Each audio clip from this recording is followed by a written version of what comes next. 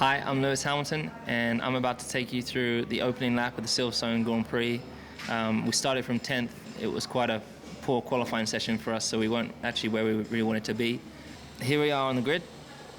This is one of the coolest views that the cameras have. All 5 lights are on. I got quite a poor start. Michael Schumacher on the left, or it might have been Nico, actually got a really good start. Here I had to be very, very cautious, so I had to try and position my car where I wasn't going to get overtaken, but I probably wouldn't be able to overtake anyone. And then going into turn 3, I went down the outside. That's really where all the grip is, and everyone was on the inside, so easily took 2 places there. Very, very close to touching one of the Saubers breaking into turn 4.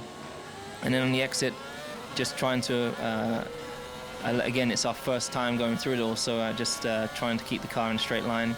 I was easily able to slipstream one of the Saubers down here into Brooklands, and he braked massively early, so it was kind of like taking candy from a baby. And then through these next couple of corners is when it started to get very, very slippery, very wet, and the visibility was shocking. I mean, what you can see on the camera at some points on here is actually less than what I could see on the track. I couldn't see.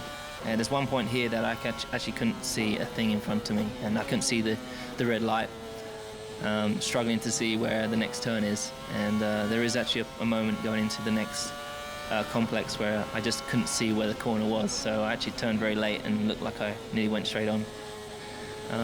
But positioning the car, knowing where the grip is, have a bit of an oversteer moment, and then it goes to dry, so at that point I'm able to get on the power real quick, and I knew that I would be able to slipstream the car ahead, so I put that in the bank on the outer lap. I knew that I was going to have a dry moment at some stage.